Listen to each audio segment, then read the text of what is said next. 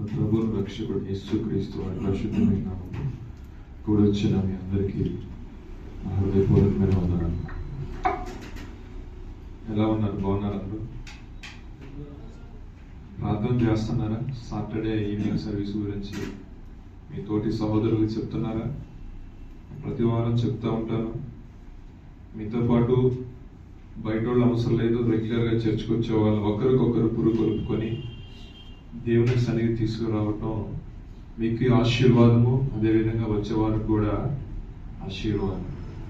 ఎక్కడికో వెళ్ళి దూర ప్రదేశాలకు వెళ్ళి దూరాలు వెళ్ళి అక్కడికి వెళ్ళి పరిచయం చేయమని మేమేం చెప్పట్లేదు. మీ సరౌండింగ్స్ లో యేసుక్రీస్తుని ఎరిగిన ప్రజలకి, మనం ప్రభుని ఆరాధించే వారిని ఇక కనబడితే మన సన్నిధికి వచ్చే వాళ్ళకి కాస్త చెప్పి తీసుకున్నట్ట. సాటర్డే అయినా, సండే అయినా, ఫ్రైడే అయినా, మెన్స్ మీటింగ్ అయినా, ఏదైనా అది మీకు ఆశీర్వాదం, మనకు దీవెన. ఎందుకంటే ఈ మాట ఎందుకు చెప్తున్నానంటే, యేసు ప్రభువారు సస్యుడుగా ఉన్న దినాల్లో ఆయన ఎప్పుడు తరచూ ఒక మాట అంటాం, నేను నా తండ్రి పని చేయించున్నాను. మనం ప్రార్థన చేసేటప్పుడు ఎప్పుడు ప్రార్థన చేస్తామండి? తండ్రి, గడిచిన కాలం అంతా కూడా నీ కృపలో భద్రపరిచావు, మమ్మల్ని సురక్షితంగా కాచి కాపాడావు, మమ్మల్ని మీరు నడిపిస్తున్నారు, మీ యొక్క కనుదృష్టి పరిధిలో మమ్మల్ని మీరు ఉంచి ఉన్నారు అంటూ మాటికి తండ్రి తండ్రి అని సంబోధిస్తూ ఉంటాం. అవునంటారు కదా? మరి ఈ పరిచర్య మన తండ్రిదైతే మనకంటూ బాధ్యత ఉందా లేదా అనేది నా ప్రశ్న. అవునంటారు కదా? మీకై మీరు ఒకసారి స్వపరిశీలన చేసుకోండి. యేసు ప్రభువారే ఆ పరిచర్య విషయంలో ఆయనకు ఒక తృష్ణ, ఆయనకు ఒక ఆశ ఉంది. దేవుని సన్నిధికి ఆయన ప్రజలకు సువార్త ప్రకటించాలి, అనేక మంది శిష్యులుగా చేయాలి, ఈ సువార్త మొత్తము ఈ ప్రపంచం మొత్తం వెళ్ళాలి. ఇంకనూ చీకటగా ఉండగా ఆయన ఒలివలో కొండలకి వెళ్ళి ప్రార్థించే అనుభవం కలిగిన వ్యక్తి అంటే యేసు ప్రభు. ఇప్పుడు ఆయన ఆరాధించడానికి వచ్చిన మనకు కూడా ఒక బాధ్యత ఉంది. ఎవరికో చెప్పమని చెప్పట్లేదు, కానీ నీకు తెలిసిన సహోదరులు రెగ్యులర్ గా నువ్వు మీటింగ్ ప్రైజ్ లార్డ్ అన్నా, praise Lord brother, praise Lord sister అంటారు కదా, అటువంటి వారికి చెప్పండి. ఇక్కడ నేనున్నా, సో బ్రదర్ ఉన్నా, ఎవరున్నా సరే నేను ఎప్పుడు ఒకటే మాట చెప్తాను, నిలబడే వ్యక్తులు ఏమీ లేదు, మాట్లాడి కార్యం జరిగించే పరిశుద్ధాత్మలో సమస్తం ఉంది. దేవునికి స్తోత్రం, హల్లెలూయా. గత వారము కొన్ని మాటలు మనం ధ్యానించి ఉన్నాం. ఎంతమంది గుర్తుంది? టీసీ గారు చెప్పండి. రాలేదా మీరు? ఎక్కువ వస్తుంది. గత వారం కొన్ని మాటలు మనం ధ్యానించాం. గత శనివారం అంటే ఇంటికి వెళ్ళిన తర్వాత ఎవరు సర్లే అది తప్పదు కదా. నేను ఏకాకిని, బాధపడు వాడును, నన్ను కరుణించి నాకు సహాయం చేయమని భక్తుడు ప్రార్థన చేశాడు. ఎవరైతే తమ యొక్క జీవితంలో నేను ఏకాకిని, నేను ఒంటరి వాడిని, నానుకున్న వాళ్ళు నాకు ఇబ్బంది కలిగజేస్తున్నారయ్యా, నేను బాధపడుతున్నా, వారికి దేవుడే తోడుగా ఏ విధంగా ఉంటాడో కొన్ని రిఫరెన్సెస్ చెప్పాను. దాంట్లో కొన్ని ఎగ్జాంపుల్స్ కింద హాగరు యొక్క జీవితాన్ని చూపించాను. తర్వాత రూతు తన యొక్క జీవితంలో నయం యొక్క జీవితంలో రూతుని దేవుడి విధంగా సహాయం పంపించాడో చెప్పి ఉన్నాము. ఇంకా ప్రాణభయం చేత ఉన్న ఏలియా విషయంలో దేవుని యొక్క పరిశుద్ధాత్మ దూత వచ్చి ఏ విధంగా బలపరిచిందో, తన యొక్క జీవితంలో దేవుడు ఏ విధంగా కార్యం చేస్తున్నాడో అలా క్లుప్తంగా కొన్ని మాటలు చూసాము. ఇలా మర్చిపోతే ఎలాగా? మీరు ఒక్కొక్కసారి ఒంటరిగా ఉన్న పరిస్థితి రావచ్చు, అయిన వారిని మనం మోసం చేయొచ్చు, మనకు అండగా నిలబడుతున్న వాళ్ళు పక్కకి వెళ్ళిపోవచ్చు, ఒంటరితనంగా ఉండొచ్చు, కుటుంబంలోనే వ్యతిరేకత రావచ్చు. మరి అప్పుడు ఒంటరిగా ఉంటావు కదా. మరి ఏ వాక్యం వచ్చి బలపరుస్తుంది? మీరు ఇలా వాక్యాలు మర్చిపోతా ఉంటాయి. దేవుని సన్నిధికి వచ్చేది ఎందుకంటే దేవుని వాక్యాన్ని మనం వినకూడదు. అది విన్న వాక్యాన్ని మన యొక్క జీవితంలో అన్వయించుకోవడం ఒక ప్రాసెస్ అయితే, విన్న వాక్యం గుర్తుపెట్టుకోవడం మనకు ఆశీర్వాదం. ఆ బోధగాడు వచ్చి యేసుప్రభు దగ్గరికి వచ్చి నానా రకాల మాటలు వాడు పేలతా ఉన్నాడు. ఒక మాటలు కాదు, పరిశుద్ధ గ్రంథంలో మాటలు తీసుకొని అదుపు ఆజ్ఞలు లేకుండా ఇష్టానుసారంగా మాట్లాడుతున్నప్పుడు యేసుప్రభు గారు, ఆయన అనంత జ్ఞాని కదా, ఆయన వీడికి ఏ రకమైన సమాధానం చెప్తే వీడు ఎక్కడి నుంచి పోతాడో ఆ రకమైన సమాధానం చెప్పాడు వాడికి.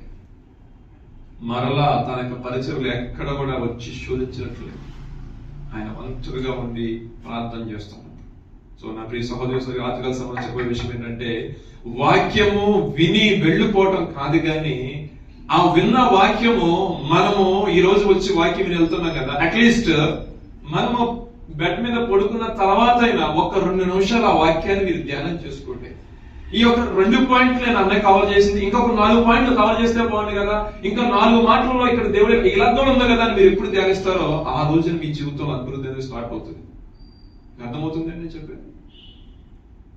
నేను 3 మాటలు చెప్పాను. హాగరు గురించి చెప్పాను, ఏలియా గురించి చెప్పాను, నయము గురించి చెప్పాను. నేను ఎంతమంది లేరు, చాలా మంది ఉన్నారు. చాలా మందికి దేవుడు ఏ విధంగా సహాయం చేశాడు, వారు బాధపడినప్పుడు, ఏకాకిగా ఉన్నప్పుడు అంటారు కదా, మీరు శోధించినప్పుడు కొన్ని విషయాలు పరిశుద్ధాత్మ మీకు ఏం చేస్తారంటే బయలుపరుస్తూ ఉంటారు. ఇక రాత్రి కాల సమయంలో 2 పాయింట్స్ చెప్పని ఆశపడుతున్నాను. ఏంటంటే, దేవుని నుండి పొందుకునే గొప్ప స్వస్థత గురించి మనం చాలా చోట్ల వింటా ఉన్నాము. చెప్పగల కారణం ఏంటంటే, ఈ రోజున చాలా మంది బయట మనం చూసినట్లయితే సోషల్ మీడియాలో స్వస్థతలు అంటున్నారు, మోసాలు చేస్తున్నారు, స్వస్థతలు అంటున్నారు, ఆ విధంగా చేస్తున్నారు, ఈ విధంగా చేస్తున్నారని. సరే, దేవుని ఎరగని ప్రజల నుంచి వదిలేసేయండి. దేవుని ఎరిగిన పాస్టర్లు సైతం కూడా ఆ కార్యాలు చేస్తున్న సేవకుల్ని అదంతా ఏమీ లేదు, అంతా ట్రాష్ అని కొట్టివేస్తున్నారు కొంతమంది అంటారు కదా. సో నేను ఈ రాత్రి కాల సమయం చెప్పబోయే విషయం ఏంటంటే, యేసుప్రభు గారు తమ యొక్క జిమ్ దినాల్లో, ఆయన సస్సేడు ఉన్న దినాల్లో ఒక వ్యక్తిని రమ్మని పిలిచి స్వస్థపరిచాడండి. నా పాయింట్ మీకు అర్థమవుతుందా? చాలా మంది యేసుప్రభు వారి వద్దకు చాలా మంది తీసుకొచ్చారు, కానీ ఈ యొక్క సన్నివేశం చూసినట్లయితే యేసుప్రభు వారే పిలిచారంట, ఆ వ్యక్తిని పిలిచి స్వస్థపరిచారంట. ఈ మాట ఇప్పుడు విన్నారా? మనం తరచుగా ఉన్న విషయాలు ఏమంటే, మన యొక్క సువార్త పాఠంలో కానీ వాక్యాల ద్వారా కానీ యేసు ప్రభు వారి దగ్గరికి వారు తీసుకుని వచ్చినప్పుడు, లేదంటే యేసు ప్రభు గారిని వేడుకున్నప్పుడు, ఈ 2 సందర్భాలు చూసాం. మీరు మాట్లాడితే నాకు ఇంకా చెప్పడానికి ఇష్టం వస్తుంది కొన్ని విషయాలు, మీకు అర్థమవుతుందా లేదా అంటే అనంటారు కదా. 2 పాయింట్స్ చూద్దామండి. ఇక్కడ యేసు ప్రభు వారి వద్దకి కొంతమంది తీసుకుని వచ్చారు, ఆయన స్వస్థపరిచారు. First point.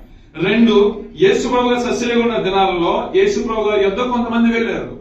అదే విధంగా ఆయన అడిగారు, యేసు ప్రభు గారు దావీదు కుమారుడు స్వస్థపరచని కొంతమంది వేడుకున్నారు. దాన్ని బట్టి స్వస్థత ఉంది. కానీ నాకు ఇక్కడ కనపడిన అంశం ఏంటంటే, యేసు ప్రభు వారు ఒక వ్యక్తిని పిలిచారంట, పిలిచి స్వస్థపరిచారు. ఈ కోణంలో ఎక్కడున్నా మీకు, ఈ పాయింట్ ఎక్కడున్నా మీ చదువుతో ఎక్కడ తెలియదు అంటే, ఒక్కొక్కరికి ఒక అంశం మీద వెళ్తూ ఉంటుంది. కాబట్టి నాకెందుకని అనిపించింది ఈ రాత్రి కాల సమయం ఈ పాయింట్ ఒక మాట మీకు చెప్తామని. విశ్రాంతి దినమున ఆయన సమాజంలో కూర్చొని సువార్త పడిస్తున్న సమయంలో అందరూ ఆ మాటలు వింటూ ఆశ్చర్యపోతున్నారంట. యేసుప్రభు గారు సువార్త వింటానికి ఒక ఆవిడ వచ్చిందంట. 18 సంవత్సరాలు బట్టి అపవిత్ర ఆత్మ చేత పీడించబడుతూ చక్కగా నిలబడలేని వ్యక్తి వంగిపోయిన నడుముతో వచ్చి వాక్యం వింటుందంట. మీకు అర్థమైంది? లూకా సువార్త ఉన్న మాట చూడండి, 13వ అధ్యాయం 10వ వాక్యం.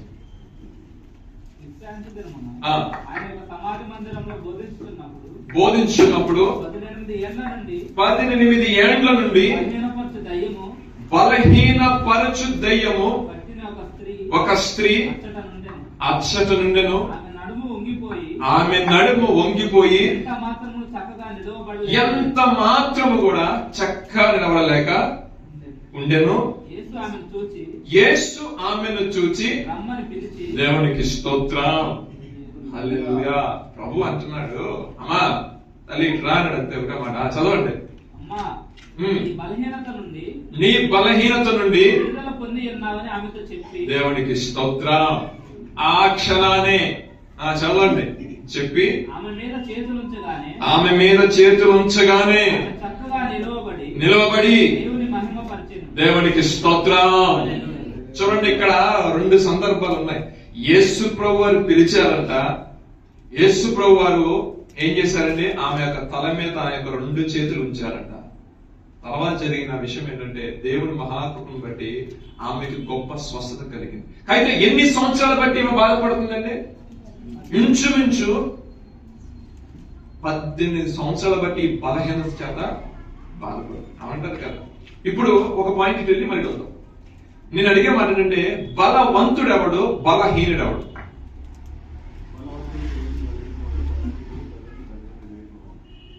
ఒక పాయింట్ ఫాస్ట్ గా చెప్పేశారు, మీరు చెప్పండి మీ సైడ్. ఇది తెలిస్తే మనకు వాక్యం చాలా వరకు అర్థమైపోతుంది. నెక్స్ట్ నేను చెప్పబోయే విషయం కూడా మీకు అర్థమవుతుంది. ఇది బైబిల్ స్టడీ లాంటిది కాదు, కాకపోతే సవివరంగా మీకు చెప్పాలి కాబట్టి ఒక సదుద్దేశంతో మీకు తెలియజేస్తున్న మాట ఏంటంటే, అక్కడ క్లియర్ గా చూడండి, బలహీనపరచబడినట్టు అపవిత్ర ఆత్మ చేత. ఒక వ్యక్తి ఎప్పుడు బలహీనపరచబడతారంటే దేవుని యొక్క శక్తి లేనప్పుడు. అందుకే కొత్త నిబంధన గ్రంథంలో శ్రేష్టమైన మాట ఉంది, పరిశుద్ధాత్మ మీ మీదకి వచ్చినప్పుడు మీరు బలము శక్తి నొందెదరు. దేవునికి స్తోత్రం. నేను ప్రశాంత్ చెప్పా, ఒక్క పాట పాడే ప్రశాంత్ సమయం లేదని. మరి పరిశుద్ధాత్మ ప్రేరేపించిన 2వ పాట తీసుకుని లోపలేదు కొంచెం నాకు బాధ అనిపించింది. ఎందుకంటే ఎంతో దూరం నుంచి వస్తున్నారు, మళ్ళీ ఎంతో దూరం వెళ్ళాలి కదా అనుకున్నప్పుడు మనసు అందే నువ్వు కాము. దేవునికి స్తోత్రం. మీరు దేవుని యొక్క ఆత్మ చేత, దేవుని యొక్క శక్తి చేత మీరు నింపబడాలి. అలా నింపబడినప్పుడు ఏమైందంటే ఎటువంటి బలహీనతలు అనేవి మన యొక్క దరికి చేరవు. చూడండి, ఏమన్నా మన తోటి సహోదరుడే యేసుక్రీస్తు నమ్ముకున్న వ్యక్తే ఇంకా పాపాన్ని జయించలేక ఆ పాపం ఉన్నాడు అనుకో, మనం ఏమంటాం ఆ వ్యక్తిని? అలా కొంచెం బలహీనతలు ఉన్నాయన్నా అంటారు కదా. డైరెక్ట్ గా నువ్వు ఆ పాపాన్ని చేస్తున్నావు, లేదంటే ఆ దొంగతనం చేస్తున్నావు, లేదంటే వ్యభిచారం చేస్తున్నావు, లేదంటే పొరుగు వారి మీద అబద్ధ సాక్ష్యం చెప్తున్నావు, సో అండ్ సో థింగ్స్ అని ఇలా ఉన్నాయి అన్ని చెప్పకుండా మనం ఏమంటే ఒకే ఒక వాల్యూ ఇచ్చేస్తాం. అంటే కొన్ని బలహీనతలు ఉన్నాయన్న, కొంచెం బలహీనపరచబడుతున్నాడు. అదే ఆ వ్యక్తి మీదకి దేవుని యొక్క ఆత్మ అభిషేకం వస్తే అతను బలం పొందుకుని శక్తి పొందుకుంటాడు. కాబట్టి తన యొక్క పాపం ఏదో, దేవునికి దృష్టిలో ఏది పాపమో, ఏది దేవునికి దృష్టి ఏది న్యాయమో గ్రహింప కుమారుడికి వస్తుంది. కాబట్టి మరలా బలహీనపరచబడతాడా? బలహీనపరచబడి. కానీ ఈ వ్యక్తికి ఏంటంటే, ఈ 18 సంవత్సరాలు పట్టిన వ్యక్తికి యేసు ప్రభువు అంటే ఎవరంటే తెలియదు. కానీ ఎవరో చెప్పారు, ఏమని? ఎక్కడో ఇక్కడ స్వస్థత జరుగుతుంది, అద్భుతమైన కార్యాలు జరుగుతున్నాయి. ఆమె ఏం చేసిందంటే ఆయన బోధ వినడానికి వచ్చింది. మీకు అర్థమైందా? ఆమె యొక్క యేసు ప్రభు గారి యొక్క మాటలు వినడానికి వచ్చింది. దేవుడు సర్వంతర్యామి కదండి. ప్రతి వారి హృదయంలో ఏముందో ఆయన సంపూర్ణంగా గ్రహించే వ్యక్తి అని అంటారు కదా. ఎలా చెప్తారు బ్రదర్ అంటే, నతానీయులు చెట్టు కింద ఉన్నప్పుడే నా ప్రభు అక్కడ చూశాడంట. సో మన మనస్సులో ఆలోచన కలిగినాము, ఆ వ్యక్తి యొక్క ఇంటెన్షన్, దేవుడు నన్ను పిలిచిన స్వస్థపరిస్తే బాగుండు, నేను వంగిపోయిన 18 సంవత్సరాలు అంటే ఆమె యొక్క యవన కాలాలు కావచ్చు, సరే మిక్కిలి యవనస్తులై ఉండొచ్చు, 10 సంవత్సరాల తర్వాత 28 years 30 years ఏ వయసులో కావచ్చు. కానీ ఆమె యొక్క జీవితం ఎలా ఉందండి? భూమి వైపే చూస్తుంది కానీ జీవంగా దేవుని వైపు చూసే స్థితిలో లేదు. కానీ ప్రభు హృదయంతో కలిగిన వాడు కాబట్టి, ఆమె బలహీనం చేత బాధపడుతుంది కాబట్టి ఆయన అమ్మాయిని పిలిచి ఆయన తన 2 చేతులు ఉంచారంటండి. ఈ మాట నేను ఎందుకు మరలా రిపీట్ చేస్తానంటే, సువార్త పరిచర్యలో దేవుని చేత అభిషేకించబడి పరిచర్యలో ఉన్న 12 మంది శిష్యుల్లో యూదా యేసు ప్రభువును అప్పగించిన తర్వాత ఆ 12 మంది శిష్యులు ఇప్పుడు ఏమైపోయారండి? 11 మంది శిష్యులు అయిపోయారు. ఈ 11 మంది శిష్యులతో కాకుండా ఇంకొక అవసరం ఉంది కదా. వాళ్ళు ప్రార్థించినప్పుడు ఒక వ్యక్తిని దేవుడు చూపించారంట. ఆ వ్యక్తి యొక్క తల మీద 2 చేతులు పెట్టి ప్రార్థన చేశారట. ఆ వ్యక్తి పరిశుద్ధాత్మతో నింపబడారంట. తర్వాత పరిచర్యలకు వాళ్ళు తీసుకోవడం జరిగింది. అంటే ఈ యొక్క 2 చేతులు ఏంటంటే హస్త నిక్షేపణ అంటారు పరిశుద్ధ గ్రంథంలో. మీకు అర్థమవుతుందండి? హస్త నిక్షేపణ. చాలా మంది సేవకులు దెయ్యాలు పట్టిన దగ్గరికి వెళ్ళి గముక్కుని చేతులు పెట్టి ప్రార్థన చేయరు. ఇంకా అర్థమవుతుందా? చాలా మంది సేవకుల దగ్గరకు యేసు ప్రభు వారు సజీవుడుగా ఉన్న దినాల్లోనే శిష్యులు కొంతమంది ఆయా ప్రాంతాలకు వెళ్ళి దేవుడిచ్చిన అధికారం బట్టి దురాత్మలో పారదోలి అనేక రకమైన స్వస్థత కార్యాలు, అనేకమైన అద్భుతమైన కార్యాలు ఆయన నామినేట్ చేసి వచ్చారు. ఒక బ్యాచ్ ఏం చేసిందంటే ఆడి చేస్తే ఏమైందని చెప్పేసి వీళ్ళు కూడా యేసు నామంలో దయ్యాలను వెలగొడదాం, స్వస్థత చేద్దాము అన్నట్టు బయలుదేరు ఒక బ్యాచ్. ఎప్పుడైతే చేయబడి ప్రార్థన చేయబెట్టారో ఆ అపవిత్రాత్మక వ్యక్తి ఏం చేసి చేతి పట్టుకుంటే నాకు యేసుక్రీస్తు తెలుసు, నాకు పేతురు తెలుసు, యోహాను తెలుసు. మధ్యలో ఎవరు రాని పట్టుకొని ఎలా కొట్టిందంటే పట్టుకొని వారు వేసుకున్న వస్త్రాలు సైతం కూడా చిరుగుపోయేటట్టు బాధ చేసిందంట. నా ప్రియ సహోదరి రాత్రిగా సంబంధించిన విషయం ఏంటంటే పరిశుద్ధ ఆత్మ చేత మనం నింపబడి పరిశుద్ధాత్మ అభిషేకములో మనం ఉన్నట్లయితే దాని యొక్క శక్తి, దాని యొక్క ప్రభావము వేరొక రకంగా ఉంటుంది. చూసినట్లయితే ఈ 18 సంవత్సరాల వ్యాధితో బాధపడుతున్న వ్యక్తి యేసు ప్రభువు తన 2 చేతులు ఆమె పెట్టినప్పుడు ఆయనలో ఉన్న శక్తి, ఆయనలో ఉన్న ప్రభావం ఏమైందంటే ఆ వ్యక్తిని ఏం చేసింది? స్వస్థపరిచింది. ఇక ఎన్నడ బలహీనత ఆమె దొరికిన పరిశుద్ధ గ్రంథం రాయబడలేదు. దేవుడు అద్భుతకరంగా స్వస్థపరిచాడు. మన వ్యక్తిగత జీవితంలో కూడా ఒక బలహీనత చేత మనం బాధపడుతున్నట్లయితే మన యొక్క బలహీనతలోకి జయాన్ని చూడాలంటే పరిశుద్ధాత్మ యొక్క శక్తి చాలా అవసరం. ఆయన అన్నాడు, నేను మిమ్మల్ని అనాథగా విడిచిపెట్టాను, నేను మీ కొరకు ఆదరణకర్త పెట్టిన, సత్య స్వరూపమైన ఆత్మను పెట్టిన, పరిశుద్ధాత్మను మీకు తోడుగా ఉంచి అదే పరిశుద్ధాత్మ సహాయంతో పరిచయం ప్రారంభించిన శిష్యులు ఎక్కడికి వెళ్ళినా తమ యొక్క 2 చేతుల నుంచి ప్రార్థన చేసిన ప్రతి చోట కూడా ఏం జరిగిందండి? అద్భుతం అనేది జరిగింది. మన శరీరంలో ఎట్టి బలహీనత ఉన్నప్పటికీ మనం ప్రభు సన్నిధికి మనం వచ్చి ప్రభు యొక్క లేఖనాలు మనం వింటూ ఆ లేఖనానుసారం మనం ప్రార్థన చేసుకుని ప్రభు సన్నిధి 2 చేతులు ప్రార్థన చేసి కన్నీటి నువ్వు ప్రార్థన చేసుకుంటే నీలో ఏ బలహీనత ఉన్నా సరే నా ప్రభు ఏం చేస్తాడంటే అద్భుతకరంగా నీకు స్వస్థత కలిగజేస్తాడు. ఏ బలహీనత ఉన్నా సరే ఆ బలహీనత నెట్టివేసి జనులు ఏ విషయంలో బలహీనత గురించి మాట్లాడతారో ఆ బలహీనత విషయంలో నా ప్రభు తన బలాన్ని నింపి తన నామ మహిమార్థమై నీ పట్ల కార్యం చేయును గాక. ఆమేన్, హల్లెలూయా. ఒక మాట చూద్దామండి. అపోస్తల కార్యాలు 5వ అధ్యాయం 15వ వాక్యం.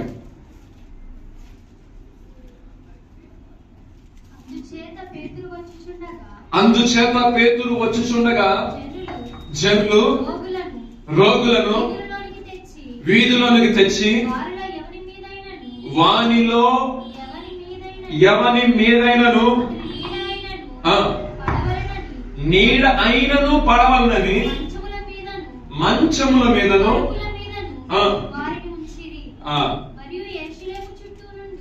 మరియు యెరూషలేము చుట్టూ నుండు జనులు రోగులను అపవిత్రాత్మల చేత పీడింపబడిన వారిని మోసుకొని కూడి వచ్చిరి. దేవునికి స్తోత్రం. ఇంకా నేను చెప్పే విషయం ఏంటంటే యేసు ప్రభువారు ఒక అద్భుతం చేశారు అంటే ఆయన సర్వోన్నతుని యొక్క దేవుని కుమారుడు కాబట్టి ఆయన ద్వారా ఒక అద్భుతం జరిగిందంటే yes brother we accepted that one అంటారు. మరి నెక్స్ట్ ఇప్పుడు ఇక్కడ అద్భుతాలు జరుగుతున్నాయి. ఎవరి ద్వారా జరుగుతున్నాయండి? ఏ పేతురు అండి? దుడుకు పేతురు. ఏ పేతురు? నువ్వే క్రీస్తు అయితే నేను కూడా నీ దగ్గరకు వస్తాను, నీళ్ళ మీద నడుస్తానని మునిగిపోయిన పేతురు. అంటే ఈ బలహీనత గల వ్యక్తిలోకి ఇప్పుడు ఏ ప్రభావం పనిచేస్తుంది? చెప్పాలి. దేవుని యొక్క ప్రభావం పనిచేస్తుంది, దేవుని యొక్క శక్తి పనిచేస్తుంది, దేవుని యొక్క అభిషేక మతంలో పనిచేస్తుంది. ఒకప్పుడు బలహీనుడే కానీ ఇప్పుడు దేవునికి స్తోత్రం. ఇదిగో పాతది గతించిన సమస్త నూతనమైన విధంగా యేసుప్రభు గారు వెళ్తా అని చెప్పారు. అందరూ పిలిచి తన శిష్యులను పిలిచి వారేమే ఆయనకు చేతులు ఎత్తి ప్రార్థన చేసి అలా ఊది వెళ్ళిపోయారంట పరిశుద్ధాత్మని. అదే పరిశుద్ధాత్మ శక్తి మేడ గదిలో కూడుకున్నప్పుడు అగ్ని జ్వాలలుగా విభాగింపబడి వారి మీదకి వచ్చి వారినప్పుడు అన్య భాషల ద్వారా మాట్లాడారు అంటారు కదా. ఆ శక్తి ఆ ప్రభావం ఎంతవరకు తీసుకెళ్ళిందంటే తన యొక్క శిష్యుల్ని వారు నడిచి వెళ్తుంటే వారు నీడ పడితే చాలంటే స్వస్థత జరుగుతున్నాయి ఏంటండి. ఆమేన్. ఎంత అద్భుతమైన కార్యం అండి, ఎంత అద్భుతమైన కార్యం. ఈ పాయింట్ రాత్రి సమయం చెప్పడానికి అటువంటి వ్యక్తులు సంఘాలలో లేవాలి. అటువంటి వ్యక్తులు రాబోయే కాలానికి నెక్స్ట్ జనరేషన్ కి అటువంటి వ్యక్తులు సంఘంలో లేచుదురుగాక. మీరు అనుకోవాలి మీ బిడ్డలకు అన్నప్పుడు ప్రభా ఈ నా కుమారుడు ఎలా తెలుసా నీ పరిచర్యలో బహు బలంగా వాడబడాలి అన్నాడు. పేతురు నడుచుకుంటూ వెళ్తున్నప్పుడు ఎంత అద్భుతం జరిగింది. నేను ఒక సేవకుని చెప్తాను. చార్లెస్ ఫినీ గారని ఆయన ఒక ప్రాంతం నుండి ఇంకొక ప్రాంతానికి వెళ్తుంటే ఆ ప్రాంతం గుండా ఆ ట్రైన్ వెళ్తుందని తెలిస్తే అంట రోగులందరూ తీసుకొచ్చి ఆ ట్రైన్ పక్కన పడేసేవాళ్ళంట. పట్టాల మీద కాదు, పట్టాల పక్క అంట. మీరు అది అర్థం చేసుకోండి. పట్టాల పక్కన పడేశారు అంటే ఆ పాస్టర్ గారి గాలి తగిలితే చాలండి. గాలి తగిలితే చాలు అంటే అంత అంత ఖచ్చితమైన సేవ చేశాడు. అంత ఆత్మ నడిపింపు, అంతటి అభిషేకం కలిగిన దైవజనుడు అనమాట. అయితే ఆ ప్రాంతం కూడా వెళ్తున్నసరికి ఆ గాలి తగిలి స్వస్థత చాలా మంది అన్నాడు. ఆయన ఒక ఆ ప్రాంతానికి వస్తున్నట్టే కుప్పలుగా వేసేవారంట జనాల్ని. అద్భుతకరంగా ఆయన పరిచర్యలో ఆయన స్టార్టింగ్ వచ్చినప్పుడు ఎంతో తృణీకరించబడ్డాడంట. స్టార్టింగ్ వచ్చినప్పుడు ఎంతో కన్నీరు గార్చాడంట. స్టార్టింగ్ వచ్చినప్పుడు ఈ పరిచర్ని ఎలా తీసుకెళ్తారన్నప్పుడు దేవుడు చెప్పాడంట, నేను నీకు తోడుగా ఉంటాను, నేను నీకు సహాయం చేస్తాను, నువ్వు అన్న ప్రతి మాట విషయంలో నేను అవును ఆమెనట్లుగా నీ ద్వారా గొప్ప సమూహాన్నే తయారు చేస్తానని దేవుడు చెప్పాడంట. కానీ కొంతమంది ఆ ఇబ్బంది చూసి చేజారుకున్న చాలా మంది ఉంటారు. కానీ ఈయన దేవుడి యొక్క దర్శనంతో దేవుడు ఉన్నాడు కాబట్టి నాతో మాట్లాడే ఒక నమ్మకంతో అదే ప్యాషన్ నిలబడిన దాన్ని బట్టి ఆనాడు పేతురు నడుస్తుంటే ఏ రకమైన నీడ తగిలిందో ఈయన వెళ్తుంటే ఈ గాలి తగిలితేనే స్వస్థత జరుగుతున్నాయి అంటే నేను ఆశపడే విషయం ఏంటంటే ఈ సాటర్డే ఈవినింగ్ సర్వీస్ వచ్చే మీలో కూడా దేవుడు అట్టి కార్యాలు చేయాలని ఆశపడుతున్నాను. మీరు కేవలం వచ్చి వాక్యం వినేపై వ్యక్తులు ఉంటే నాకు ఉపయోగం లేదు. అట్ ద సేమ్ టైం దైవజనులకు కూడా ఉపయోగం లేదు. మీరు ఆత్మీయంగా మీరు ఫలించి దేవునిలో ఇంకా అభివృద్ధి, దేవుని యొక్క ఆత్మ ద్వారా మీరు నింపబడి మీ ద్వారా అద్భుతాలు జరగాలి. మీరు ఏ రూమ్ లో ఉంటే ఆ రూమ్ లో రాకూడదు అంతే. మీరు సంచరిస్తున్న మార్గంలో అపవిత్రాత్మకమైన వ్యక్తులు రాకూడదు అక్కడికే. నాకు జీవితంలో నా ఫ్యామిలీలో జరిగిన ఇన్సిడెంట్ ఒక చిన్న మాట చెప్తాను, మరలా నేను వాక్యాన్ని కంటిన్యూ చేస్తాను. మా అమ్మగారు ఒకరే దేవుని నమ్ముకున్న వ్యక్తి. మా నాన్నగారు కొంచెం బ్యాక్గ్రౌండ్ కొంచెం హిందూ బ్యాక్గ్రౌండ్ అనమాట. అయితే మ్యారేజ్ అయిన కొత్తలో ఇంట్లో ఇవన్నీ ప్రాసెస్ ఉంటాయి కదా. ఈ ప్రాసెస్ కార్యక్రమం ఫస్ట్ టైం బాబుడు చనిపోయిన తర్వాత నెక్స్ట్ టైం వచ్చేసరికి ఇదిగో మీరు ప్రార్థనలు చేసుకున్నారు కానీ మా ఆచార ప్రకారం నడవాల్సిందని మా తాతగారికి ఒక లెటర్ వెళ్ళిందంట. సర్లే అని చెప్పేసి ఈయన మరి పెళ్లి చేసిన తర్వాత మరి ఎడగొట్టకూడదుగా, అన్ని ఇష్టపడి ఫస్ట్ బాగానే చేసుకున్నారు. ఫస్ట్ బాబు చనిపోయిన తర్వాత ఇదిగో మీకు మాకు మతం కుదరట్లేదు, ఇబ్బంది అవుతున్నారు. మతం అంటారు, మన మార్గం అంటారు, మతం అంటారు, మన గురించి మాట్లాడకూడదు పెద్దవాళ్ళు కాబట్టి. సరే అని చెప్పేసి మా తాతగారు సరే అన్నారు. మా నాన్నగారు మా నాన్నమ్మ వాళ్ళందరూ ఏం చేశారంటే మా ఊరికి ఒక 22 కిలోమీటర్ల దూరంలో ఒక తల్లికి ఏదో ఆత్మ వస్తుందంటే ఆమె పట్టుకుని వచ్చారు.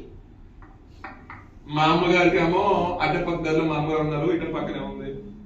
ఆవిడంటది ఎట్టి పరిస్థితుల్లో నేను వెళ్ళి చూసిన తర్వాత నాకు మొక్కుబడి మొక్కి నాకు అన్ని చేస్తేనే మీకు వస్తుంది అనే ప్రాసెస్ లావుండదు.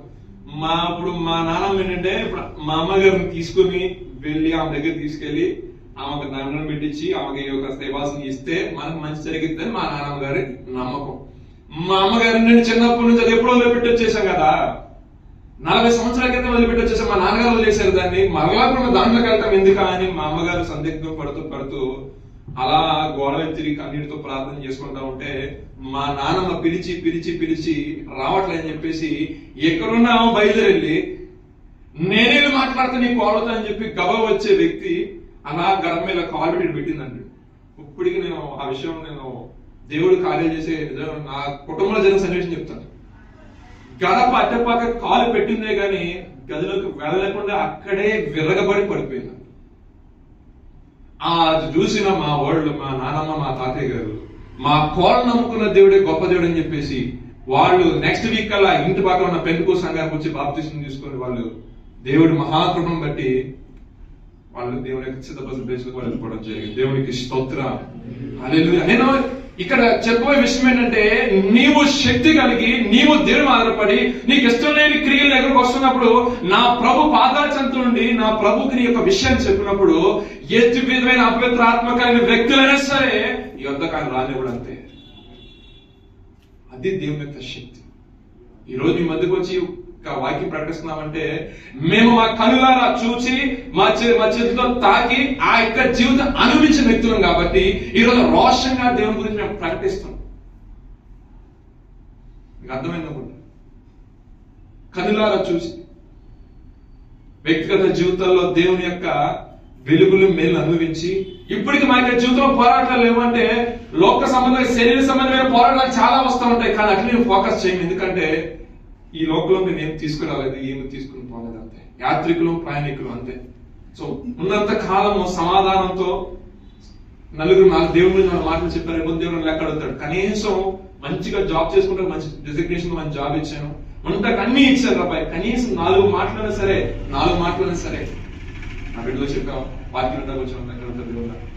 ఎందుకంటే దేవుని యొక్క ఏర్పాట్లో దేవుని యొక్క పిలుపులో నన్ను పిలిచాడు కాబట్టి ఏ రకమైన పిలుపు అనేది సందిగ్ధంలో ఉన్నాను కాబట్టి సరే ఆయన పిలిచేంత వరకు కొంచెం వెయిట్ చేద్దాం, కన్ఫర్మేషన్ ఇచ్చేంత వరకు అని ఆ యొక్క వెయిటింగ్ లో కూడా మనం ఖాళీగా ఉండకూడదు. వాలంటీర్ గానే సరే ఆయన పరిచర్య చేయాలని మీకు ప్రకటిస్తున్న దేవుని వాక్యం. దేవునికి స్తోత్రం. హల్లెలూయా.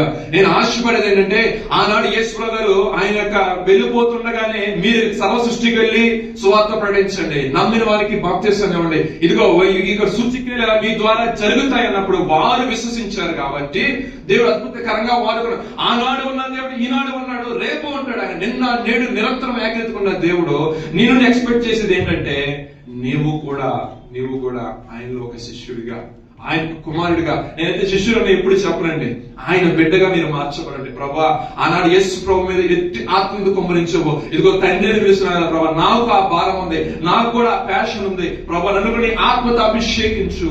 కొంతమంది సరే అగ్నిలో నుండి లాగినట్టు నేను కొంతమంది నీ కొరకు నేను సంపాదిస్తాను ప్రభా అని అడగగలిగితే, అడిగే హృదయం ఇంటెన్షన్ దేవుడు తెలుసు కాబట్టి ఖచ్చితంగా దేవుని పట్ల కార్యం జరిగిస్తుంది.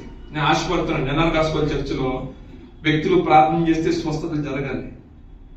నాట్ ఓన్లీ స్వస్థత గురించి మాట్లాడట్లా, వ్యక్తులు ప్రార్థన చేస్తే అపవిత్రాత్మలు వెళ్ళిపోవాలి.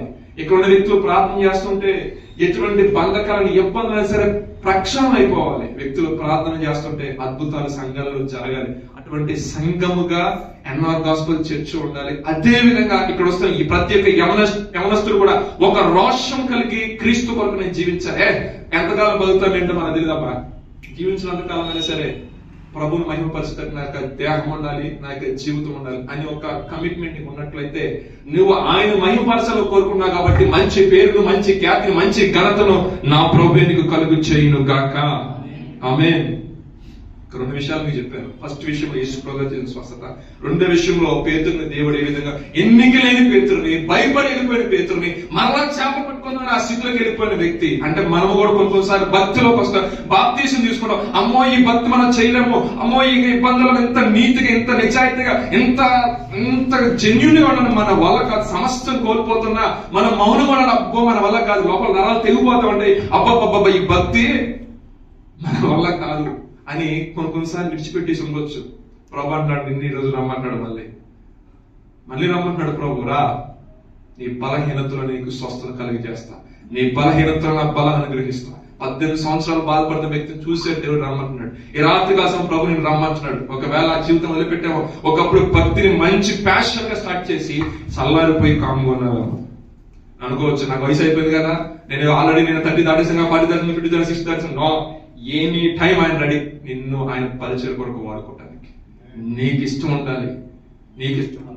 ఇంకొక మాట, యేసు ప్రభు వారు సశరీర దినాల్లోనే ఆయన శిష్యులు ఉన్న సమయంలో ఆయన ఒక మాట అన్నాడు, అబద్ధ ప్రవక్తల గురించి జాగ్రత్తగా ఉన్నాడు. మన ఈ మధ్యన మీకు మన ఎన్ఆర్ గాస్పెల్ చర్చ్ వీడియోస్ లో కూడా మనకి గ్రూప్ లో షేర్ చేసి ఒక అమ్మాయి దేవుని ఆత్మ చేత నడిపించబడుతుందని చెప్పి నానా రకాల హడావుడి చేస్తా ఉంది.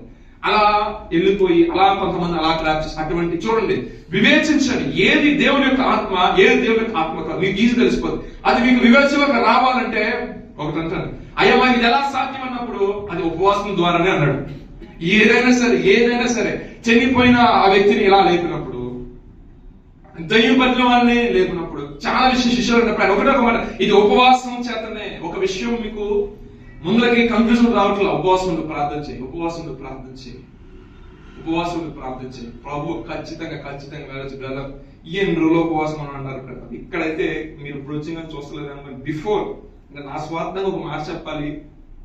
నాకు జాబ్ రాకముందు, అంటే ఇప్పుడు జాబ్ పోవాలని కోరుతాం, అక్కడ జాబ్ రాకముందు 3 రోజులు ఉపవాస ప్రార్థనలు జరిగాయి. జాబ్ వచ్చిన తర్వాత కూడా కొంచెం ప్యాషన్ తో 3 రోజులు ఉపవాస ప్రార్థన. తిండి తిప్పలు ఇక్కడే పడి ఉండేవాడిని. నాతో పాటు ప్రశాంత్ గారిని, ఇక్కడ మా వాడు గాడన్నా మీరేం ఫీల్ అవ్వక, నా తమ్ముడు కాబట్టి వాడిని చంపేస్తా ఉండేవాడిని. ఇక మాతో పాటు పాస్టర్ గారు, మేమందరం అనమాట అలాగే ఉపవాసం. కానీ దేవుడు అద్భుతకరంగా ఆ 3 రోజుల ఉపవాస ప్రార్థన అయిన తర్వాత ఎంతమంది సాక్ష్యాలు చెప్పేవాడు. సమయం అనుకూలించగానే అనకూడదు, కానీ ప్రోత్సాహం ఆ విధంగా ఉంది. ఆ రోజుల్లో పాస్టర్ గారు మా ఉపవాస ప్రార్థన ఎప్పుడు పెడతారు వచ్చి అడిగేవాడు. మేము పాస్టర్ గారు నేను ఉపవాసాలు, సతీష్ అంటే మీ నలుగురు ఉపవాస ప్రార్థన, నలుగురు ఉంటారు కాదు, సంఘానికి ఇంట్రెస్ట్. పాస్టర్ గారు ఉపవాసాలను ప్రకటించడం 2-3 రోజులు బయట నుంచి పాస్టర్ గారిని తీసుకురండి, కొంచెం మీరు ఆత్మీయ బలపరుస్తున్నారు, మీకు ఆ ఇంట్రెస్ట్ ఉందనుకోండి, ఇంకొక సేవకుని తీసుకొచ్చాను సరే, మీకు ఇంకా నెంబర్ 1 వర్తమానం అందించే ప్లాన్ మేము చేస్తాం. మీరు ఆత్మీయంగా అభివృద్ధి ఉంటే అంతకంటే భాగ్యం మాకేముంది అని అంటారు కదా. మేము ఏ ఆశించట్లా, కాకపోతే క్రీస్తు యొక్క ప్రేమ మీలో నానాటికి వర్తిల్తుంది అనుకోండి, దాన్ని బట్టి దేవుడు సంతోషిస్తాడు. ఆ పరిచయంలో ఉన్నందుకు మేము కూడా ఆనందపడతాము, ప్రభు మమ్మల్ని దృష్టిస్తే మాకు సంతోషం కలుగుతుంది. అదే కదా మాకు మెప్పు ఘనత అని అంటారు కదా. సరే, మీ యొక్క వ్యక్తిగత జీవితంలో మీకు ఆ ఇంట్రెస్ట్ కలిగి ఆ పరిచయం కూడా, నాకు కూడా ఆ యొక్క స్వస్థతల విషయంలో కానీ లేదా ప్రభు పరిచయంలో ఒక ప్యాషన్ అనేది ఉండాలి. ప్రభా నేను మాట్లాడుతున్నప్పుడు ఎదుటివారి హృదయంలో ఆ పాప ఒప్పుకోలు కలగాలి ప్రభా. నీ మాటలు ఆ కుమార్తెను పట్టుకోవాలి ప్రభా. ఇదిగో ప్రభా, ఈ రకమైన పరిచయం అడగాలి దేవుణ్ణి. ఇదిగో ప్రభు, నీ నామం కలిగి నేను ఆఫీస్కి వెళ్తున్నాను, నా పైన అధికారం కొంచెం వ్యతిరేకంగా ఉన్నాడు, ఏదేమైనప్పటికీ ప్రభా నేను నీ నామం నువ్వు వ్యక్తిని కదా, అందుకు నీ చేతిలో పెడుతున్న పరిస్థితి నువ్వు సహాయం చేస్తే సువార్త ప్రకటించే అవకాశం వేస్తుంది. అద్భుతకరంగా ఏదో ఒక రోజు ఇంకే మనల్ని అడుగుతారు, మీరు ఎలా ప్రభువుని నమ్ముకున్నారు, బీ రెడీ, దానికి కరెక్ట్గా రెడీగా ఉండండి, ఫేస్ చేస్తారు ఖచ్చితంగా ఎవరైనా సరే. ఎప్పుడు అడుగుతారు తెలుసా, మీ యొక్క ప్రవర్తన వాళ్ళ దృష్టికి యోగ్యంగా కనపడినప్పుడు మీరు అసలు ఎందుకు ఇంత వదిలేసి ఎందుకు వెళ్ళారు అప్పుడు చెప్పండి మీ సాక్షి, అప్పుడు చెప్పండి ప్రభు గురించి. సువార్త ప్రకటించబడింది అక్కడ. దేవునికి స్తోత్రం. మళ్ళీ 2 పాయింట్లు చెప్పిన సమయం 8:30 అయిపోయింది. సరే, ఏదేమైనప్పుడు ఒక చిన్న శ్రేష్టమైన ఒక మాట చూద్దాము. ప్రకటన గ్రంథము ఈయన ఒక మాట చూద్దాం. ప్రకటనలో 3వ అధ్యాయము మొదటి 3 వాక్యాలు చదవదమ్మా త్వరగా. 7 నక్షత్రములు దేవుని ఆత్మను గలవారని చెప్పు సంగతులు ఏమనగా, నీ క్రియలను నేను ఎరుగుదును, జీవించుచున్నానన్న పేరు మాత్రం ఉన్నది కానీ నీవు మృతుడవే. నీ క్రియలు నా దేవుని ఎదుట సంపూర్ణమైనవిగా గనుక జాగరూకుడవై చావనయ్యున్న మిగిలిన వాటిని దేవునికి స్తోత్రం. నీకెలాగ ఉపదేశము పొందుతువో, ఎలాగ వింటువో జ్ఞాపకము చేసుకొని దాని గైకొనుచు మారు మనసు. నీవు జాగరూకుడై ఉండని ఎడల నేను వచ్చిన ఏ గడిలో నీ మీదకి వచ్చిందో నీకు తెలియదు.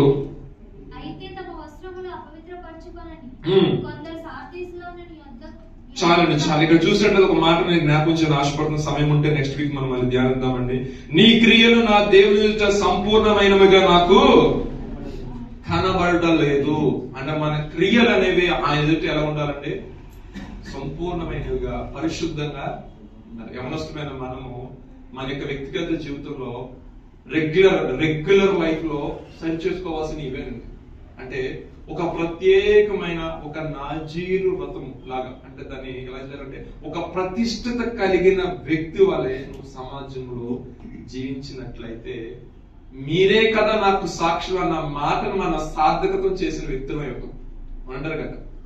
నేను లోకం నిలబెట్టాను, నేను వెలుగుగా పెట్టాను. అంటే ఒక దీపస్తంభం మీద పెట్టిన వెలుగు వల్ల అనేక మంది అన్ని జనులకు నేను దేవుడు వెలుగుగా మార్చాలని నాకు ఆశ. అందుకని ఆయనకు ఏర్పాటు చొప్పున, ఆయనకు చిత్తము చొప్పున నేను పిలిచి ఏర్పరచుకొని నీ మీద దృష్టి ఉంచి నిన్ను ఆశ్రయిస్తూ వస్తున్నాడు. అయితే ఆశ్రయించబడి నువ్వు ఇప్పుడు నీ క్రియల విషయంలో ఒక మంచి ప్రవర్తన కలిగి ఉండాలి. లేని అలా ఏమవుతుందంటే జీవించున్న పేరు మాత్రమే ఉంటుంది, క్రైస్తవుల పేరు మాత్రమే ఉంటుంది, కానీ నువ్వు మృతుడి కింద లెక్కే. వీళ్ళకి సారం ఉండదు, ప్రార్థన చేసిన రిజల్ట్ రాదు, సప్పగా ఉంటుంది భక్తి. ఎలా ఉంటుందండి? బయటికి వెళ్ళి చెప్పుకోవాలి. నిన్న మనం కులగణ నడుస్తుంది కదా ఇక్కడ, సంథింగ్ కులగణ సంథింగ్ ఏదో ఇంటికి వస్తున్నారు, మాకు అక్కడికి వచ్చారు. జనసంఖ్య, మీ కాస్ట్, మీ రిలీజియన్ అన్ని ఇప్పుడు అడిగి తీసుకుంటున్నాను. మా ఇంటికి వచ్చి అడిగారు, నేను లేను. రాసుకున్న ఆమె ముస్లిం. అడిగిందాను, మీ కాస్ట్ ఏంటంటే ఏమైతే చెప్పిందా. చెప్తే రిలీజియన్ ఏంటంటే క్రిస్టియన్ అని రాసిందన్న. మాది వచ్చిన అడగదంట, మీరు కన్వర్ట్ అని అడిగిందండి. ఫస్ట్ కన్వర్ట్ లేదు, పీడిఎఫ్ ఇట్లా అంటా ఉంటాయి కదా. మా ఆవిడికి ఏదో ఒకటి వచ్చి అదేం లేదు, మేము ప్రభుని అనుకున్నాను. అయితే మీరు క్రిస్టియన్ కింద రాదు, మీరు హిందూ ఏం రాసుకొని పోయినా. నేను వచ్చి అట్టరాత్రి అట్టకపోయినా అంటే అసలు ఆమె చెప్పిన ఇంట్లో లేదండి, అంతే రాసుకొని పోయాను. సర్లే మన రాష్ట్రం కాదు, మన ప్రాంతం కాదు, వెళ్ళారు. దేవుడికి స్తోత్రం. ఎందుకు ఈ మాట చెప్పానంటే ఇక్కడ ఒక టైప్ ఆఫ్, నేను అనుకుంటే ఒక ఫిల్టరింగ్ జరుగుతూ ఉంది. ఎంతమంది క్రైస్తవులు ఉన్నారు, ఎంతమంది ఏ కాస్ట్ వాళ్ళు ఉన్నారు, ఎందుకు ఇవన్నీ అంటే ఒక రిపోర్ట్, ఒక అనాలిసిస్ రిపోర్ట్ రాబోతుంది. ఆర్టిఫిషియల్ ఇంటెలిజెన్స్ యూజ్ చేసి మొత్తం ఈ డేటా మొత్తం ప్లేస్కి వెళ్తుంది. ప్లేస్కి వెళ్ళిన ఒకే ఒక పట్టణం వస్తే క్రైస్తవులు ఎంతమంది ఉన్నారు, ముస్లిమ్స్ ఎంతమంది ఉన్నారు, హిందువులు ఎంతమంది ఉన్నారు, ఈ కాస్టులు ఎంత ఉన్నారు, ఆ కాస్టులు ఎంత ఉన్నారు, వీళ్ళు ఎంత ఉన్నారు, అదేంత ఇంత ఉన్నారు. ఈ లోక సంబంధమైన ఒక గవర్నమెంట్ ని ఫామ్ చేయడానికి నేను ఒకప్పుడు చాలా బాధపడ్డాను. గత 2-3 నెలల్లో వచ్చిన ఆ వీడియోస్ గురించి 2-3 సార్లు కూడా చెప్పాను. నానా రకాల వీడియోస్ వస్తున్నాయి క్రైస్తవం మీద. నేను బాధపడి కొన్ని సార్లు కన్నీటితో కూడా నేను ప్రార్థన చేసుకున్నాను, ప్రభావ ఈ పరిస్థితి ఏ విధంగా ఉన్నాయి, రేపు నెక్స్ట్ జనరేషన్ పిల్లలు దేవుడు నమ్ముకున్న వాళ్ళకి ఎలా తయారయ్యారంటే, క్రైస్తవుడు అంటే కనీసం రెంట్కి ఇల్లు ఇచ్చే పరిస్థితి లేదు మా యొక్క ఏరియాలో. We face that really. నా యొక్క వ్యక్తిగత జీవితంలో ఏంటి ఆయన బాధపడుతున్నప్పుడు దేవుడు మన రేవంత్ రెడ్డి స్పీచ్ అనుకున్నారండి. విన్నారా? ఎవరన్నా విన్నారు? అటువంటిప్పుడు వింటా ఉన్నాడు. క్రైస్తవులు దేశానికి చేసిన సేవ చాలా గొప్పది అని చెప్పేసి ఎల్బీ స్టేడియంలో గట్టి కొట్టాడు. క్రైస్తవుల మీద ఒక 3-4 నిమిషాలు గట్టిగా మాట్లాడాడు. ఆయన ఒక మాట అన్నాడు, మనమేమో అనకూడదు కానీ క్రైస్తవ నాయకులుగా చెప్పుకోడే ముఖ్యమంత్రులు ఉన్నారు, వాళ్ళు కూడా అంత సవివరంగా వచ్చి స్టేజ్ మీద మాట్లాడారు క్రీస్తు గురించి. నేను అధికారంగా ఒక ముఖ్యమంత్రిగా చెప్తున్నా, క్రైస్తవులు చేసిన సేవ ఎంతో గొప్పది. వీళ్ళు చేస్తున్న పరిచర్యకి మనం ఏమిచ్చి వాళ్ళకి రుణం తీర్చుకోవాలని చెప్పారు. ఆ వర్డ్స్ నిజంగా కొంతమంది ఎంతమంది వ్యతిరేక శక్తులు ఉన్నారో వాళ్ళందరూ కూడా ఒక గొడ్ల పెట్టలాగా అయింది. ఒక స్టేట్ ఈ తెలంగాణ స్టేట్ చీఫ్ మినిస్టర్ ఒక సభలో ఆయన క్రీస్తు గురించి మాట్లాడిన మాటలు కానీ, క్రైస్తవుల గురించి మాట్లాడిన మాటలే కానీ, ఆ మిషనరీస్ గురించి కానీ, స్కూల్స్ గురించి కానీ, హాస్పిటాలిటీ గురించి కానీ, వాళ్ళ సర్వీస్ గురించి కానీ మాట్లాడినప్పుడు నిజంగా కానీ కలగని వారు కూడా ఆ మెసేజెస్ చూస్తే నిజంగా ఎన్నో క్రోర్స్ మంది చూశారు ఆ మెసేజ్. అప్పటి వరకు వచ్చిన తప్పుడు ప్రచారాన్నిటికి కూడా నేను అనుకున్నాను, నేను ఒక్కడని కాదు, అనేక మంది బిడ్డలు క్రైస్తవ బిడ్డలు ప్రార్థన చేసి ఉంటారు ఏంటి ప్రభు అని. దానికంటే కూడా ఈ వర్డ్స్ అనేది ఎక్కువ సర్క్యులేట్ చేశాడు నా ప్రభు. దేవునికి స్తోత్రం, హల్లెలూయా.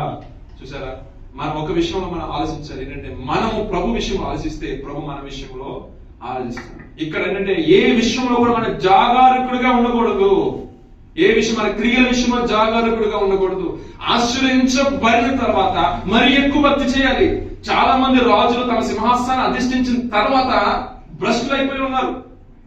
అది వచ్చేవారని చెప్తా, వాక్యం కవర్ చేస్తారు. చాలా మంది ఆశ్రయించబడిన తర్వాత, దేవుని చేత అభిషేకించబడిన తర్వాత శకునాలు చూడటానికి వెళ్ళారు, నక్షత్రాలు చూడటానికి వెళ్ళారు, మంచి రోజున శుభదినాల కాదా గడియలు చూడటానికి వెళ్ళారు. దేవునికి వ్యతిరేకంగా ఏది దేవుడు చేయొద్దన్నాడో ఆ క్రియలు చేశారు. చేసి దేవుడు స్థిరపరిచిన ప్రదేశంలో నుండి నెట్టివేయబడి సింహాసనం కోల్పోయి మరలా కింద పడే పరిస్థితిలో చాలా మంది ఉన్నారు. సో రాత్రికాల సంబంధించి చెప్పే విషయం అంటే, యెషయా గ్రంథంలో ఒక మాట చూడండి, 29:13 వాక్యం అంటాడు త్వరగా.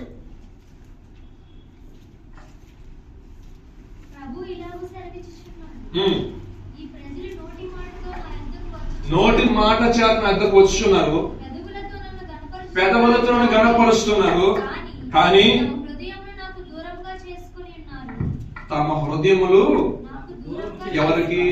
దేవాతి దేవునికి.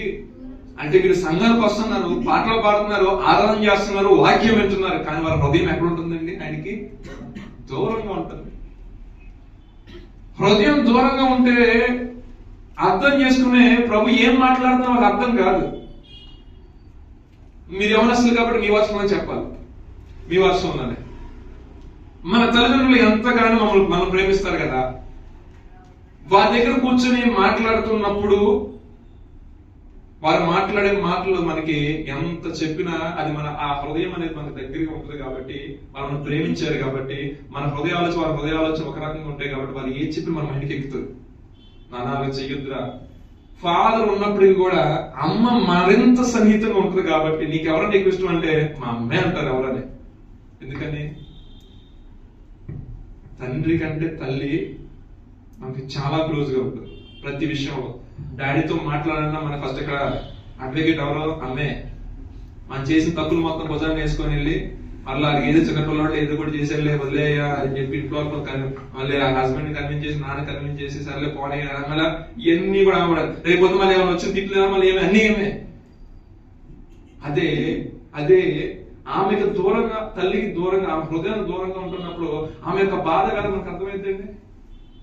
100% అర్థం కాదు కదా. దీనికి ఒక రకంగా చెప్పొచ్చు, యమనస్తులు యమనకాలు ప్రేమ చెప్పొచ్చు, కానీ మీ మైండ్ డైవర్ట్ చేయడం నాకు ఇష్టం లేక దాంట్లో తీసుకెళ్ళకుండా నీకు కన్వర్ట్ చేసామన్నాడు. ఎందుకంటే ఈ లోకంలో గొప్పదైన ప్రేమ దేవుని యొక్క ప్రేమ. దేవుని యొక్క ప్రేమ తర్వాత గొప్పది ఎవరిదంటే తల్లి ప్రేమే. 100% అగ్రి అయినా అవ్వకపోయింది అమాసాల మోసి. కానీ అప్పుడు అనిపిస్తుంది రియల్ గా నేను నా పర్సనల్ లైఫ్ ఎక్స్పీరియన్స్ అయిన విషయం ఏంటంటే, మా వైఫ్ విషయంలో పెట్టే ఫుడ్ విషయంలో కూడా చాలా తనకి ఇష్టమైన చాలా కూడా మానేయాలి. ఆ టైంలో ఏది పడితే తినడానికి ఉండదు. కన్సీవ్ అయిన తర్వాత నేను చాలా అనుకున్నాను నిజంగా దేవుడు తర్వాత యాక్చువల్గా మన దానికి వచ్చేసరికి ఏమంటారు సంథింగ్ ఏదో అంటారు కదా, కొన్ని శ్లోకాలు చదువుతున్నాడు అంటారు కదా, మనకి అవసరం లేదు. కానీ ఏదేమైనప్పటికీ దేవుడు మనం అంతగానో ప్రేమించాడు. ఆ తర్వాత దేవుని తర్వాత మన గురించి ఆలోచించి మనం ప్రేమించే వ్యక్తులు కన్నీరు కాచే వ్యక్తులు అంటే తల్లి ఒకటి. దేవుడికి స్తోత్ర. తండ్రి లేదంటే తండ్రి నుంచి ప్రేమ నుంచి మాట్లాడుతున్నా. తండ్రి రెస్పాన్సిబిలిటీ వేరు, తండ్రి బాధ్యత వేరు, తండ్రి సంరక్షకుడు, పోషకుడు, అన్నిటి విషయాల్లో ఆయన roles and responsibilities very different compare to mother. కానీ మా అమ్మకు వచ్చేసరికి లవ్, ప్రేమ.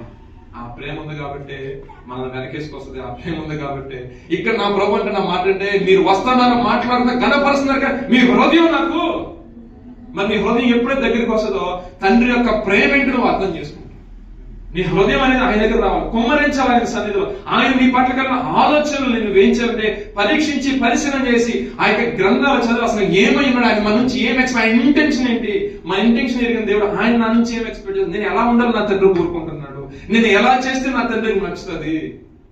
పోనీ ఆయనకి నేను అవమానకరంగా చేసి క్రియేట్ చేస్తున్నానా, లేదంటే ఆయనకి నేను ఆయన నామానికి ఘనత కాకుండా ఆయన నామానికి అవమానం తెచ్చితే నేను ఉంటున్నానా, ఒక రెస్పాన్సిబుల్ సన్గా నేను ఏ విధంగా ఉండాలి, లేదా డాటా నేను ఏ విధంగా ఉండాలని ఒకసారి ఆలోచిస్తే నా ప్రభు యొక్క ప్రేమ నీకు తెల్లగా కనపడి దేవునికి స్తోత్ర.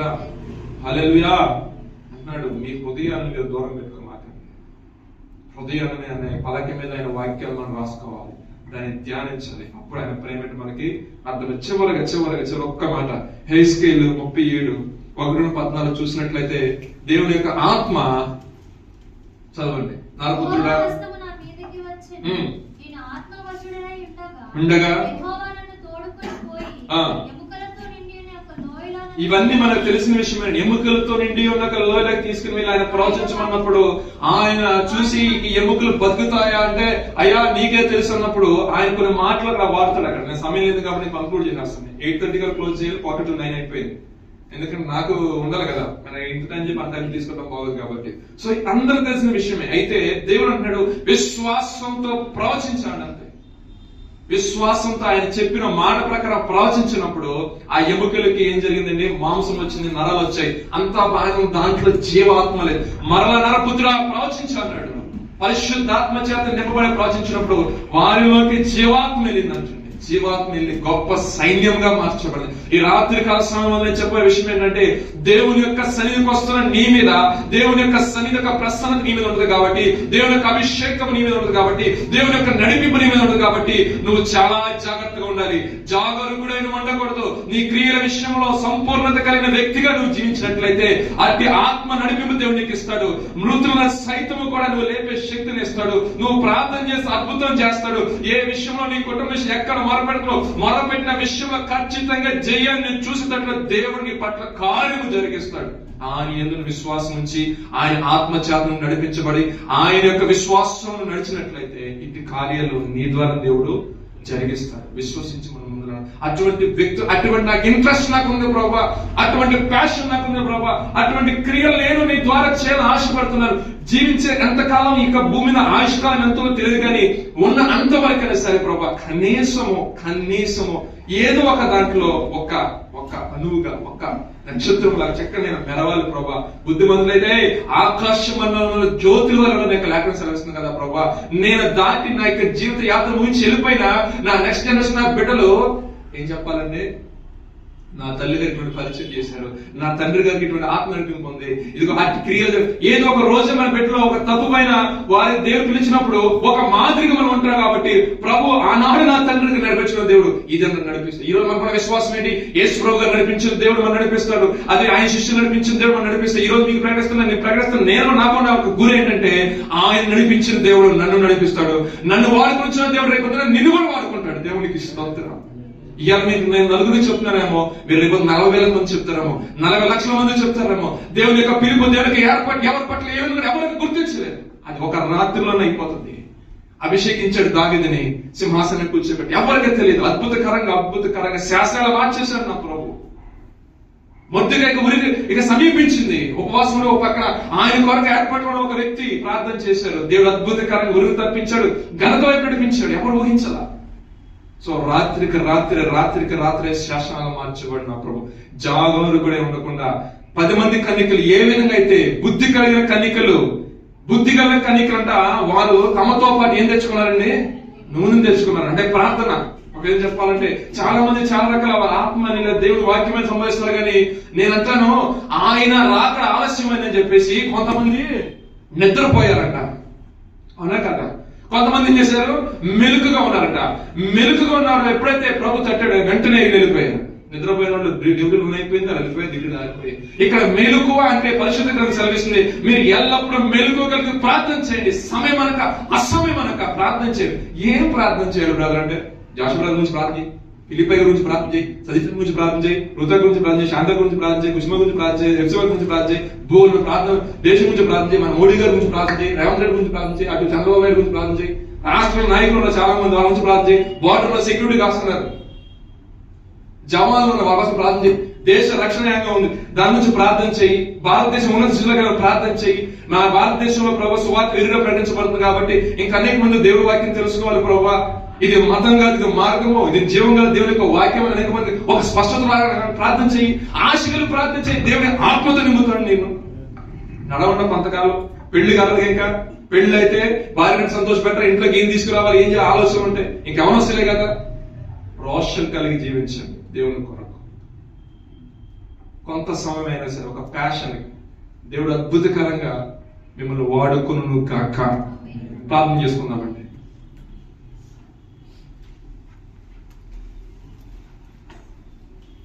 వ్యక్తిగతంగా మీకై మీ వాక్యం పని మీరు ప్రార్థన చేసుకోండి. చివరి ప్రార్థన మన సహోదరు సతీష్ చేస్తారు.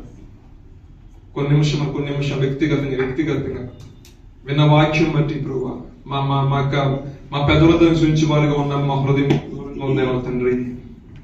అయా నీ సస్యేడుగా ఉన్న దినాల్లో ఒక వ్యక్తిని రమ్మని అయా తండ్రి నీ హస్త 2 చేతులు పెట్టి ప్రభు ప్రార్థన చేసినప్పుడు ఆ వ్యక్తిలో ఉన్న బలహీనత వెళ్ళిపోయింది ప్రభు. అయా ఆమెకున్న ప్రభా నా తండ్రి 18 సంవత్సరాలు బట్టి ఏ వ్యక్తి కూడా, ఏ వైద్యుడు కూడా నయం చేయలేని ఆ యొక్క బలహీనతను ప్రభా, ఆ వంగిపోయిన ప్రభా తండ్రి తన యొక్క నడని ప్రభా అయా ఆత్మ అభిషేకం తాకగానే ప్రభా అయా నా తండ్రి దైవిక స్వస్థత కలిగింది ప్రభా. ఆ రీతిగానే ఆ అభిషేకమే నీ చేత ఏర్పాటు చేయబడిన 12 ప్రభా ఆయా 12 మంది శిష్యులు ఒకరైనటువంటి పేతురు ప్రభా ఆయన అట్టి అభిషేకం కలిగిన పేతురు ప్రభా ఆయన నడిచి వెళ్తున్నప్పుడు ఆయన యొక్క నీడ పడితే చాలు రోగులు స్వస్థమవుతారని ప్రభా ఆయన వెళ్ళే మార్గంలో ప్రభా గొట్టలుగా ప్రభా నా తండ్రి అయా వ్యాధిగ్రస్తులను, జ్వర పీడితులను ప్రభా అయా అపవాది చేత పీడించబడుతున్న వారిని ప్రభా, దురాత్మల చేత పీడించబడుతున్న, చంద్రలోకంతో బాధపడుతున్న అనేక మందిని ప్రభా గొచ్చలుగా రోడ్డంతో పోసినప్పుడు ఆయన నీడ పడకనే స్వస్థ అనేక మంది ఉన్నారు ప్రభు. ప్రభా నా తండ్రి రాత్రి కాల సమయమందు ఏ సహోదరి ఆశపడుతుందో, ఏ సహోదరుడు ప్రభా ఆ రకంగా నేను బతకాలి ప్రభా నీ కొరకు, ఒక పరిమళ సువాసనగా ఈ రోజు పేతురు గురించి చెప్పుకుంటున్నట్టు రేపు రాబోయే తరము ఇదిగో నా తండ్రి నా గురించి, ఇదిగో నా తండ్రి గారు లేదా నా తోటి సహోదరుడు, ఇదిగో నా బంధువులో ఒకరు, ఆయన ద్వారా దేవుడి అద్భుత కార్యాలు జరిగిస్తున్నారంట, ఆయన ద్వారా దేవుని యొక్క నామం మహిమపరచబడుతుందట, ఆయన యొక్క ప్రభావం దిగుతుందట, ఆయన యొక్క శక్తి వస్తుందట, ఆయన యొక్క నడిపి ఉందంట, ఆయన అభిషేకం ఉందంట, ఆ అభిషేకమే ఆయన నిలబెట్టి వాడుకుంటుంది అన్నట్లుగా ప్రభా అటు రీతిగా ప్రభా ఎవరైతే కోరుకుంటున్నారో వారి జీవితంలో కట్టి అభిషేకము ఆ సన్నిధి రాత్రి కాల సమయమందు యేసు నామములో దిగి వచ్చును గాక నా తండ్రి, యేసు నామములో వారి యొక్క జీవిత ఆశ తీర్చబడును గాక ప్రభా. ఎవరైతే ప్రభా నా తండ్రి ఎవరైతే ప్రభా ఆశ చూస్తున్న వారి జీవితంలో ఆ అద్భుతం మీరు జరిగించండి. అనేక మంది సేవకులు మీరు లేపారు ప్రభా, అనేక మంది వ్యక్తుల్ని ప్రభా మీరు లేపారు ప్రభా, అనేక మంది సేవకుల ద్వారా అట్టి కార్యాలు జరిగించారు ప్రభా. అదిగో నా తండ్రి రాబోయే తరములో ప్రభా, రాబోయే జనాంగానికి ప్రభా, నెక్స్ట్ జనరేషన్ కే ప్రభా అనేక మంది బిడ్డలు మీరు సిద్ధపరచండి ప్రభా. రోషము కలిగి లేచినట్లుగా నరపుత్రుడా దానికి ఏం కనబడుతుంది అన్నప్పుడు ఈ విరిగిన ఎముకలను నా తండ్రి ప్రభా ఎండిపోయిన ఎముకలు తప్ప ఏం కనపట్టినప్పుడు ప్రవచనం ఎత్తు మాట్లాడాను తండ్రి నీ సేవకుని మాట మీద విశ్వసించి ప్రవచనం ఎత్తు మాట్లాడినప్పుడు ప్రభా చర్మము ప్రభా నా తండ్రి నరముడు ప్రభా జీవ ఆత్మీయులప్పుడు గొప్ప సైన్యంగా మార్చబడింది ప్రభా. ఇదిగో రాబో తరం వారి కొరకు మీరు కొంతమంది ఏర్పరుచుకున్నారు ప్రభా, రాబో ప్రభా బిడ్డల కొరకు ప్రభా నా తండ్రి రాబోయే పరిస్థితుల కొరకు మీరు కొంతమంది ఏర్పరచుకున్నారు తండ్రి. వారిని గ్రహించినట్లుగా వారిలో ఒక ఆత్మను మీరు పెడుతున్నందుకు నీకు వందనాలు ప్రభా. వారిని మీ అభిషేకాలు మీరు కుమరిస్తున్నాం, నీకు స్తోత్రం నాయనా, నీకు వందనాలు చెల్లిస్తున్నాము తండ్రి, నీకు స్తోత్రాలు ప్రభా. అటు రీతిగా ఏ సహోదరుడు కోరుకు, ఏ తల్లితో కోరుకు, ఏ సహోదరుడు ఏ సహోదరి కోరుకుంటుందో నీ విషయంలో ప్రభా కొద్ది మట్టికి నన్ను వాడుకో ప్రభా, కనీసము ప్రభా కొంత మట్టికి నా జీవితాన్ని వాడుకో ప్రభా. ఒకప్పుడు పేతురు కూడా ప్రభా నా తండ్రి నువ్వు ప్రభా నా తండ్రి ఆయన సిలువ వేయబడిన తర్వాత నా పునరుద్ధరణ వెళ్ళిపోయిన తర్వాత పరిస్థితులను బట్టి భయపడి ప్రభా నా తండ్రి మరలా ప్రభా చేపలు పట్టుకుని వెళ్ళిపోయిన వ్యక్తిని మరలా మీరు తీసుకుని వచ్చారు ప్రభా, మాట్లాడారు ప్రభా నా తండ్రి అతని మీద ప్రభు నా సంఘాన్ని కడతానన్నారు ప్రభు. ఆ రకంగానే అతని మీరు స్థిరపరిచారు ప్రభు. మా యొక్క బలహీనతలు ఏమైనా నా తండ్రి ప్రభు నా నామకార్థము క్రైస్తవులు ప్రభు పేరుకి మాత్రం జీవించున్నాము కానీ మృతుడివే అన్నట్లుగా మా స్థితిలో ఉన్నాయి ఓ ప్రభు. క్రైస్తవం నేను ఒక దేవుని నమ్ముకున్న వ్యక్తిని అని చెప్పుకుంటున్నానే కానీ ఆ సారాన్ని ఆ శక్తిని అనుభవించిన స్థితిలో ఉన్నానేమో ప్రభు. తండ్రి నీ ఆత్మతో నింపండి నాయన, నీ ఆత్మతో నింపండి ప్రభు, ఆయన శక్తితో నింపండి ఆయన. మేము ఈ లోకం ఎంత సంపాదించుకున్నా ఈ ఆత్మ లేకపోతే సమస్తము వ్యర్థమే నాయన, సమస్తము వ్యర్థమే తండ్రి. నీ యొక్క అభిషేకము నీ యొక్క నడిపింపు లేకపోతే ఆ కోట్లున్న ఆస్తులను ఎంత అది సమూలంగా అది వ్యర్థమే తండ్రి. నీ ఆత్మ నడిపింపు ఒక్కటి ఉంటే చాలు ప్రభా. ఎన్నిక లేని వ్యక్తిని కూడా ఎన్నికని వ్యక్తిగా చేసావు ప్రభా, ఘనహీనుడు కూడా ఘనపరచబడినట్టు చేసావు ప్రభా. నా తండ్రి నా దేవా నీ యొక్క ఆ ఆత్మ నడిపింపే రాజ్యాలను సైతం కూడా కదిలించింది, నీ ఆత్మ నడిపింపే దుర్గములు సైతం పరద్రోసింది, ఆ ఆత్మ నడిపింపే ప్రభా అద్భుతకరంగా సర్వ సృష్టికి సువార్త ప్రకటించబడుతుంది ప్రతి చోట ప్రభా. ఆ ఆత్మ తీవ్రత ప్రతి ఒక్కరిలో మీరు ప్రభా పురుకొల్పడు తండ్రి. అతి అభిషేకము విషయంలో రోషము కలిగి ఆ పరిశుద్ధులను కాపాడుకునే విషయంలో నడిపింపు దయచేయండి ప్రభా. సులువుగా చిక్కులు పెట్టే పాపంలో వ్యామోహంలో ఇచ్చలో కొట్టుకుని పోకుండా క్రీస్తు అనే బండ మీద ప్రభా నా తండ్రి మా బిడ్డల యొక్క పాదాలను మీరు స్థిరపరచండి. మిక్కిలి యవన వయసులో ఉన్నారు ప్రభా, తల్లిదండ్రులను విడిచి ఈ ప్రాంతానికి వచ్చి ఉండగా ప్రభా మీ భద్రత మీ కాపుదల మీ సంరక్షణలో బిడ్డలు మీరు ప్రభా ఉంచండి ప్రభా. నా తండ్రి తల్లిదండ్రులకు అవమానకరంగా బిడ్డలు జీవించకుండా తల్లిదండ్రులకు ఘనత తెచ్చినట్లుగా వీరు వచ్చిన ప్రయత్నంలో గొప్ప విజయాన్ని ప్రభా తల్లిదండ్రులకు వారు ప్రభా తీసుకుని వెళ్ళినట్లుగా నా తండ్రి బలా నమ్మకమైన మంచి దాసుని ఏ విధంగా అయితే నీ చేత కనపరచబడ్డారో ఆ రీతిగా ఒక రెస్పాన్సిబుల్ గల ప్రభా ఒక సన్ వలె కొడుకు వలె, ఒక రెస్పాన్సిబుల్ గల ప్రభా కూతురు వలె వస్తున్న ప్రతి ఒక్క బిడ్డ యొక్క జీవితం కూడా మార్చబడును కాక నా తండ్రి. కార్యం మీరు జరిగించండి అయ్యా. ఉన్నతమైన కార్యం, ఉన్నతమైన ఉద్దేశం మీరు కలిగి ఉన్నారు కాబట్టి వీరి యొక్క పేరు, వీరి యొక్క ఖ్యాతి ఆ ప్రాంతం అంతా కూడా ప్రభా విస్తరించినట్లుగా, ప్రత్యేకమైన రీతిలో ఓ ప్రతిష్టత కలిగి ఈ బిడ్డలకు అభిషేకంతో నడిచినట్లుగా మీరే సహాయం దయచేస్తారు. అటు రీతిగా ఉండాలని ఎందరైతే ఆశపడుతున్నారో వారి యొక్క జీవితంలో యేసు నామములో ఇది ఈ రోజు మొదలు కూడా జరుగును కాక నా తండ్రి. మీరే కార్యం జరిగిస్తున్నామని ప్రార్థిస్తున్నాం నాయన. ఈ ప్రత్యేకమైన సమయంలో మరొక్కసారి ప్రభా ఆయన్ని ప్రార్థన చేసుకుని చూడగా ప్రభా మీరే సహాయం దయచేయండి. ప్రార్థన చేసుకుందాం. ఇంతవరకు దేవుడు మన పట్ల చేసిన గొప్ప కార్యాన్ని బట్టి ఒక్కొక్కసారి జ్ఞాపకం చేసుకుంటూ మనస్ఫూర్తిగా దేవుని యొద్దకు వచ్చి మాట్లాడుకుంటూ ముగింపు ప్రార్థన చేసుకుందాం.